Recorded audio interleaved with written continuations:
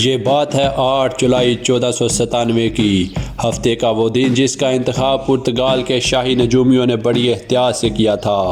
دارالحکومت لزبن کی گلیوں میں جشن کا سماں ہے۔ لوگ جلوس کی شکل میں ساحل کا رخ کر رہے ہیں، جہاں 4 نئے نکور جہاز ایک لمبے سفر کا آغاز کرنے کے لیے تیار کھڑے ہیں۔ شہر کے تمام سرکردہ پادری بھی زرق برق لباس پہنے آشیرواد دینے پہنچ گئے اور ہم آہنگ ہو کر مناجاتیں گا رہے ہیں، اور ہجوم ان کی آواز سے آواز بھی ملا رہا ہے۔ بادشاہ دوم مینول اس مہم میں ذاتی دلچسپی لے رہے ہیں اور انہوں نے اس کی کامیابی کے لیے خزانے کے منہ بھی کھول دیے۔ واسکو ڈے گاما کی قیادت میں 4 جہاز طویل بحری سفر کے لیے درکار جدید ترین اور زمینی و آسمانی نقشوں سے لیس، ساتھ ہی ساتھ ان پر اس دور کی جدید ترین توپیں بھی نصب کر دی گئی ہیں۔ جہاز کے عملے کے تقریباً 170 کے قریب افراد قمیضیں پہنے ہوئے فوجی دستے کی طرح جہازوں کی طرف سست روی سے مارچ کر رہے ہیں۔ یہ لوگ اس منظر کی ایک جھلک دیکھنے اور ملاحوں کو رخصت کرنے پہنچ چکے ہیں۔ ان کی آنکھوں میں غم اور خوشی کے ملے جلے آنسو ہیں۔ وہ جانتے ہیں کہ برسوں پر محیط اس سفر پر جانے والوں میں بہت سے یا شاید سبھی واپس نہیں آ سکیں گے۔ اس سے بڑھ کر انہیں یہ بھی احساس ہے کہ اگر سفر کامیاب رہا تو یورپ کے ایک خدرے میں واقع چھوٹا سا ملک پرتگال دنیا کی تاریخ کا ایک نیا ورق الٹنے میں کامیاب ہو جائے گا۔ تاریخ کی نئی کروٹ کے ساتھ یہ احساس درست ثابت ہوا۔ 10 ماہ اور 12 دن بعد جب یہ بحری بیڑا جنوبی ہندوستان کے ساحل پر اترا تو اس کی بدولت یورپ کی بحری تنہائی ختم ہو گئی۔ دنیا کی مخالف سمتوں میں واقع مشرق و مغرب پہلی بار سمندری راستے سے ایک دوسرے سے نہ صرف جڑے بلکہ ٹکرا گئے۔ بحرہ اوقیانوس اور بحرہ ہند آپس میں منسلک ہو کر ایک شاہراہ بن گئے اور دنیا کی تاریخ نے ایک نئی کروٹ بدلی۔ دوسری طرف یہ کسی یورپی ملک کی جانب سے ایشیا اور افریقہ میں نو آبادیات قائم کرنے کا پیش خیمہ بھی ثابت ہوا، جس کے باعث درجنوں ملک صدیوں تک بلند ترین استحصال کی چکی میں پستے رہے، جس سے نکلنے کی خاطر وہ آج بھی ہاتھ پیر مار رہے ہیں۔ اس واقعے نے برصغیر کے تاریخ کو بھی یوں جھنجھوڑ دیا کہ آج ہم جو زندگی گزار رہے ہیں، واسکو ڈے گاما کے اس سفر کے بغیر اس کا تصور بھی ممکن نہیں تھا۔ اس تاریخ ساز سفر کی بدولت برصغیر بلکہ تمام ایشیائی پہلی بار مکئی، آلو، ٹماٹر، سرخ مرچ اور تمباکو جیسی فصلوں سے روشناس ہوئے، جن کے بغیر آج کی زندگی کا تصور بھی نہیں کیا جا سکتا۔ یہ پرتگال کی ہندوستان تک پہنچنے کی پہلی کوشش نہیں تھی۔ مغربی یورپ کا یہ چھوٹا سا ملک کئی عشروں سے افریقہ کے مغربی ساحل کی نقشہ بندی کر رہا تھا اور اس دوران سینکڑوں ملاحوں کی قربانی بھی دے چکا تھا۔ آخر یورپی پرتگال کو ہندوستان میں اس قدر دلچسپی کیوں تھی کہ وہ اس پر اس قدر وسائل جھونکنے کے لیے آمادہ ہو گیا؟ ابھی کچھ ہی عشرے قبل 1453 میں عثمانی سلطان محمد فاتح نے قسطنطنیہ پر قبضہ کر کے یورپ کی بنیادیں ہلا دی تھی۔ اب مشرق سے تمام تر تجارت عثمانیوں یا پھر مصری مملوکوں کے ذریعے ہی ممکن تھی، جو ہندوستان اور ایشیا کے دوسرے علاقوں سے درآمد ہونے والی مصنوعات، خاص طور پر مسالہ جات پر بھاری ٹیکس وصول کرتے تھے۔ دوسری طرف خود یورپ کے اندر وینس اور جنیوا نے ایشیا کے ساتھ زمینی راستوں سے ہونے والی تجارت پر اجارہ داری قائم کر رکھی تھی، جس سے دوسرے یورپی ملکوں، خاص طور پر اسپین اور پرتگال کو بڑی مشکل تھی۔ یہی وجہ ہے کہ واسکو ڈے گاما کے سفر سے 5 سال قبل اسپین نے کرسٹوفر کولمبس کی قیادت میں مغربی راستے سے ہندوستان تک پہنچنے کے لیے ایک مہم روانہ کی تھی، لیکن پرتگالیوں کو معلوم تھا کہ کولمبس کی منصوبہ بندی خام اور اس کی معلومات ناقص ہیں اور وہ کبھی بھی ہندوستان نہیں پہنچ پائے گا۔ واقعی کولمبس مرتے دم تک یہ سمجھتا رہا کہ وہ ہندوستان پہنچ گیا ہے، حالانکہ وہ حادثاتی طور پر ایک نیا براعظم دریافت کر بیٹھا تھا، جس کا نام براعظم امریکہ تھا۔ البتہ پرتگالیوں کی اپنی تحقیقات اور گزشتہ بحری مہمات سے معلوم ہوا تھا کہ اگر بحر اوقیانوس میں جنوب کی طرف سفر کیا جائے تو افریقہ کے لٹکتے ہوئے دامن کے نیچے سے ہو کر بحر ہند تک پہنچا جا سکتا ہے اور ایشیا سے تجارت میں بقیہ یورپ کا پتہ کاٹا جا سکتا ہے۔ راستے میں پیش آنے والی بے پناہ مشکلات کے بعد واسکو ڈے گاما یورپی تاریخ میں پہلی بار افریقہ کے جنوبی ساحل کو عبور کرنے میں کامیاب ہو گیا۔ تاہم ہندوستان ابھی بھی ہزاروں میل دور تھا اور اس کا درست راستہ اختیار کرنا اندھیرے میں سوئی تلاش کرنے کے مترادف تھا۔ لیکن اسی دوران خوش قسمتی سے اسے کینیا کے ساحلی شہر سے ایک گجراتی مسلمان مل گیا جو بحر ہند سے یوں واقف تھا جیسے اپنی ہتھیلی کی لکیروں سے۔ اس واقعے کی 5 صدیوں بعد بھی عرب کشتی ران اس ملاح کی نسلوں کو کوستے ہیں جس نے فرنگیوں پر بحر ہند کے پراسرار راستوں کو کھول کر یہاں قائم ہزاروں سال پرانا تجارتی تانا بانا درہم برہم کر کے رکھ دیا۔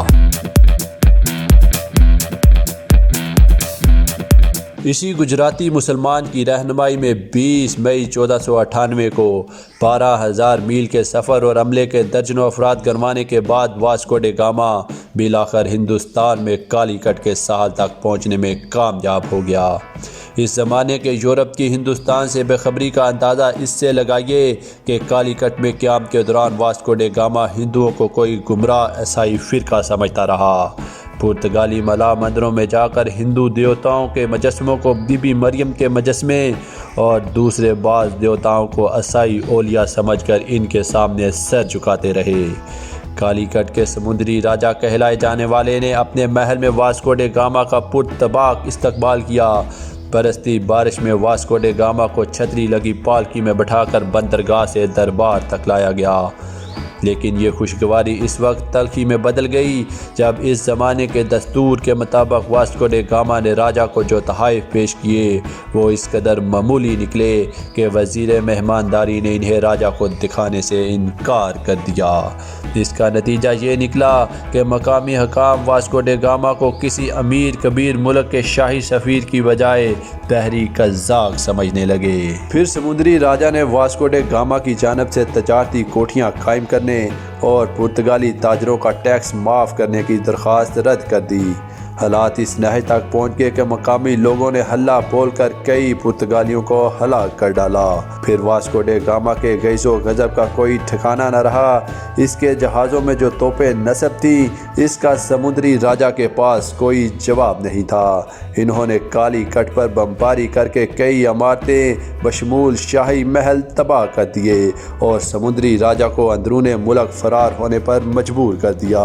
سفارتی ناکامی اپنی جگہ، لیکن کالی کٹ میں 3 ماہ کے قیام کے دوران یہاں کی منڈیوں سے واسکو ڈے گاما کو بیش قیمت گرم مسالہ جات اتنی مقدار میں اور اتنے سستے داموں میں ہاتھ لگے کہ اس نے جہاز کے جہاز بھروا دیے۔ واسکو ڈے گاما کے لیے واپسی کا سفر بے حد مشکل ثابت ہوا۔ نصف عملہ بیماری اور ایک جہاز طوفان کا شکار ہو گیا۔ بالآخر لزبن سے روانگی کے تقریباً ٹھیک 2 سال بعد 10 جولائی 1499 کو 28,000 کلومیٹر کا سفر طے کرنے کے بعد جب پرتگالی بیڑا واپس لزبن پہنچا تو واسکو ڈے گاما اپنے بھائی کی بیماری کے باعث ایک جزیرے پر رک گیا تو اس بحری بیڑے کا شاہانہ استقبال کیا گیا۔ یہ الگ بات ہے کہ 170 کے عملے میں سے صرف 54 آدمی زندہ لوٹ پائے۔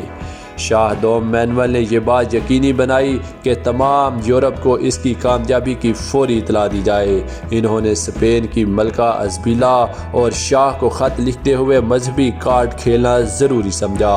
اس نے لکھا، خدا کے کرم سے وہ تجارت جو علاقے کے مسلمانوں کو مالدار بناتی ہے اب ہماری سلطنت کے جہازوں تک منتقل ہو جائے گی اور یہ مسالہ جات تمام عیسائی دنیا کو فراہم کیے جائیں گے۔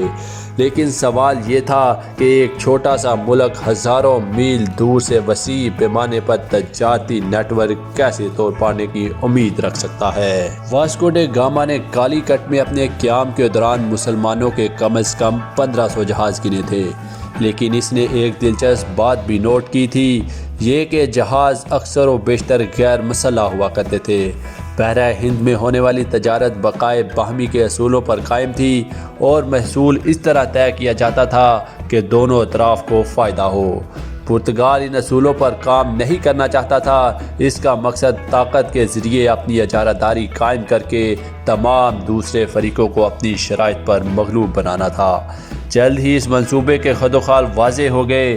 واسکو ڈے گاما کی آمد کے 6 ماہ کے اندر جب پیدرو کبرال کی قیادت میں دوسرا پرتگالی بیڑا ہندوستان کی سمت روانہ ہوا تو اس میں 13 جہاز شامل تھے اور اس کی تیاری تجارتی مہم سے زیادہ جنگی کارروائی لگتی تھی۔ کبرال کو پرتگالی بادشاہ نے جو تحریری ہدایت نامہ دیا تھا اس سے عزائم واضح ہو جاتے ہیں، جس میں لکھا تھا تمہیں سمندر میں مکہ کے مسلمانوں کا جو بھی جہاز ملے اس پر ہر ممکن کوشش کر کے قبضہ کرو اور اس پر لدے مال تجارت اور سامان اور جہاز پر موجود مسلمانوں کو اپنے فائدے کے لیے استعمال کرو، ان سے جنگ کرو اور جتنا تم سے ہو سکے انہیں نقصان پہنچانے کی کوشش کرو۔ ان ہدایات کی روشنی میں مسلح بیڑے نے کالی کٹ پہنچ کر مسلمان تاجروں کے جہازوں پر حملے کیے اور سامان تجارت پر قبضہ کر لیا اور جہازوں کو مسافروں اور عملے سمیت آگ لگا دی۔ اسی پر اکتفا نہ کرتے ہوئے کبرال نے کالی کٹ پر 2 دن تک بمباری کر کے شہریوں کو گھر بر چھوڑ کر بھاگنے پر مجبور کر دیا۔ یہی وجہ ہے کہ جب وہ کوچین اور کنور کی بندرگاہوں پر اترا تو وہاں کے راجاؤں نے افسانے سن رکھے تھے، اس لیے انہوں نے پرتگالیوں کو ان کی شرائط پر تجارتی مراکز قائم کرنے کی اجازت دے دی۔ کبرال کے مسالہ جات سے لدے جہاز جب واپس پرتگال پہنچے تو جتنے شادیانے لسبن میں بجائے گئے اس سے زیادہ ماتم وینس میں دیکھنے میں آیا۔ ایک تاریخ داں لکھتا ہے یہ وینس کے لیے بری خبر ہے، وینس کے تاجر صحیح معنوں میں مشکل میں گر گئے ہیں۔ یہ پیش گوئی درست ثابت ہوئی۔ جب 1502 میں وینس کے جہاز مملوک اسکندریہ کی بندرگاہ پر پہنچے تو معلوم ہوا کہ وہاں مسالہ نہ ہونے کے برابر ہے اور جو ہے اس کی قیمتیں آسمان تک پہنچ چکی ہیں۔ اگلی بار جب واسکو ڈے گاما نے ہندوستان کا سفر اختیار کیا تو اس کے تیور کچھ اور تھے۔ اس نے افریقہ کے مشرقی ساحلی شہروں کو بلا وجہ اور بلا امتیاز بمباری کا نشانہ بنایا اور خراج وصول کیے بغیر اور یہ وعدہ لیے بغیر کہ وہ آئندہ مسلمان تاجروں سے تجارت نہیں کریں گے وہاں سے نہیں ٹلا۔ گن بوٹ ڈپلومیسی بلکہ گن بوٹ تجارت کی اس سے عمدہ مثال ملنا مشکل ہے۔ ہندوستان کے سفر کے دوران جو جہاز اس کے راستے میں آیا وہ لوٹ کر ڈبو دیا گیا۔ اسی دوران حاجیوں کا ایک میری نامی جہاز اس کے ہاتھ لگ گیا جس پر 400 مسافر سوار تھے جو کالی کٹ سے مکہ جا رہے تھے۔ واسکو ڈے گاما نے مسافروں کو باندھ کر جہاز کو آگ لگا دی۔ عینی شاہدین کے مطابق جلتے ہوئے جہاز کے عرصے پر عورتیں اپنے بچے ہاتھوں میں اٹھا کر رحم کی بھیک مانگتی رہیں اور واسکو ڈے گاما اپنے جہاز سے یہ سارا تماشا دیکھتا رہا۔ مالابار کے سالوں پر آج بھی میری جہاز کی تباہی کے نوحے پڑے جاتے ہیں۔ اس کا واضح مقصد پورے خطے میں پرتگالی دہشت پھیلانا تھا۔ واسکو ڈے گاما اپنے مقصد میں پوری طرح کامیاب ہو رہا تھا۔ یہ خبریں بحری راستوں پر سفر کرتے ہوئے بحرہ ہند کے طول و عرض میں پہنچ چکی تھیں۔ ہندوستان کے ساحلی شہروں کے پاس برتر پرتگالی توپوں کے علاوہ ان کی جارحانہ ذہنیت کا کوئی جواب نہیں تھا۔ ان کے پاس اب تجارتی کنجیاں واسکو ڈے گاما کے حوالے کرنے کے علاوہ کوئی چارہ نہ رہا۔ یہ اندھا دھند جارحیت مغربی استعمار کے اطلاع کی عملی مثال تھی۔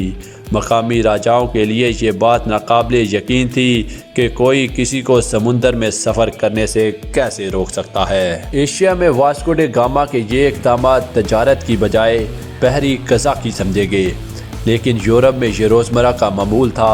پرتگالی دوسرے یورپی ملکوں سے سرتوڑ مسابقت، تجارت میں فوجی طاقت کے عمل دخل اور فوجی طاقت میں جدید ترین ٹیکنالوجی کے استعمال کے عادی تھے۔ یہ تمام بحر ہند پر پرتگالی اجارہ داری کا آغاز تھا۔ مقامی راجاؤں نے مقدور بر مزاحمت کی کوشش کی لیکن ہر مڈبیر میں انہیں ہار کا منہ دیکھنا پڑا، جس کا نتیجہ یہ نکلا کہ آنے والی 1.5 صدیوں میں پرتگالیوں نے کنور، کوچین، گوا، مدراس اور کالی کٹ کے علاوہ کئی دوسرے ساحلوں پر سمندر پر قبضہ کر لیا۔ اور وہاں اپنے وائسرائے اور گورنر مقرر کرنے لگے۔